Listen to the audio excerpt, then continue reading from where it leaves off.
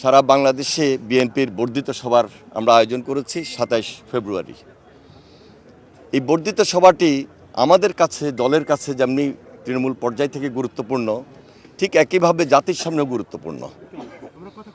আমাদের ৪,০০০ নেতৃবৃন্দ ২৭ তারিখে এই সভায় অংশগ্রহণ করবেন।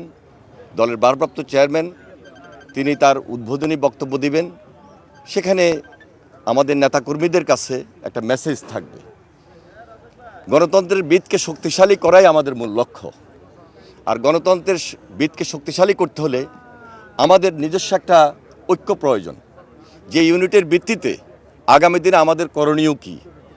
পার্টির পক্ষ থেকে সেই মেসেজ যখন আসবে, আমরা সারা বাংলাদেশে একত্রিত হয়ে আমাদের দলীয় অবস্থান থেকে দলকে সুদৃঢ় করা এবং এই গণতন্ত্রের ভিতকে শক্তিশালী করতে গিয়ে সেখানে জনগণের সরকার প্রতিষ্ঠিত হওয়া, একটা নির্বাচন জরুরি। সব কিছু মিলে আমরা সাংগঠনিক যে একটা টার্গেট, দক্ষতা, সেটাকে আমরা প্রাধান্য দিচ্ছি।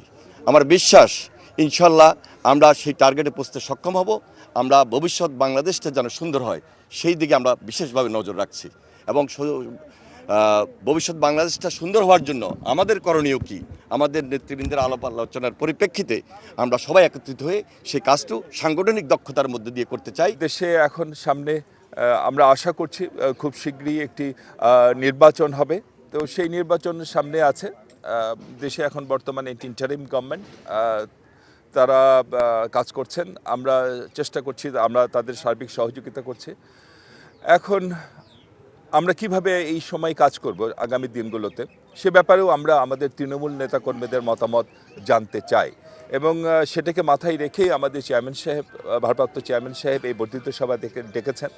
সারা দেশের যেমন নির্বাহী কমিটির যেমন নেতৃবৃন্দ থাকবেন, তেমনি সারা দেশের বিভিন্ন জেলা এবং থানা পর্যায়ের নেতৃবৃন্দ তারা আসবেন। তারা মূল্যবান মতামত তাদের ব্যক্ত করবেন এবং সেই মতামতের ভিত্তিতেই আমরা আগামী দিনের আমাদের চলার পথ আমরা ঠিক করব।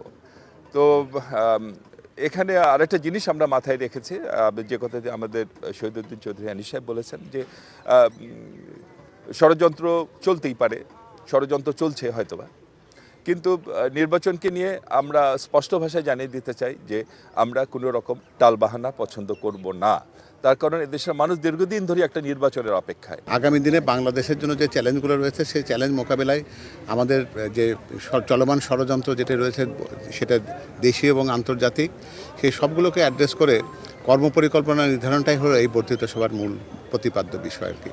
এবং আপনাদের আমি এই কথাটুকু বলতে পারি যে দেশের মানুষের জন্য কল্যাণকর যা বার্তা, যে প্রস্তুতি এবং যে অঙ্গীকার বা প্রতিশ্রুতি দলের পক্ষ থেকে দলের ভারপ্রাপ্ত চেয়ারম্যান জনাব তারেক রহমান সাহেব মানুষের কাছে দিতে চান, সেটা আপনাদের মাধ্যমে, আপনারা যারা মিডিয়ার ব্যক্তিত্ব যারা আছেন তাদের মাধ্যমেই কিন্তু তিনি পৌঁছে দেবেন।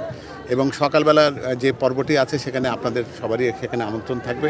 আপনারা সেটা জানেন, আপনাদের প্রেস কার্ড সময় মতো আপনাদের কাছে পৌঁছে যাবে ইনশাল্লাহ। এবং সেখানে আপনাদের মাধ্যমে দেশের মানুষের কাছে বার্তাটি যেন পৌঁছে, সেজন্য ওই প্রথম পর্বে উনি কিন্তু সকল বিষয়ে কিন্তু কথা বলবেন। সেটা দেশের জন্য মঙ্গলকর, মানুষের জন্য কল্যাণকর, দেশীয় এবং আন্তর্জাতিক পরিমণ্ডলে আমাদের নীতি নির্ধারণ কিভাবে হওয়া দরকার, মানুষের নির্বাচনের জন্য যে প্রত্যাশা, একটা নির্বাচন বিলম্বিত হলে কী কী ঝুঁকির তৈরি হয়।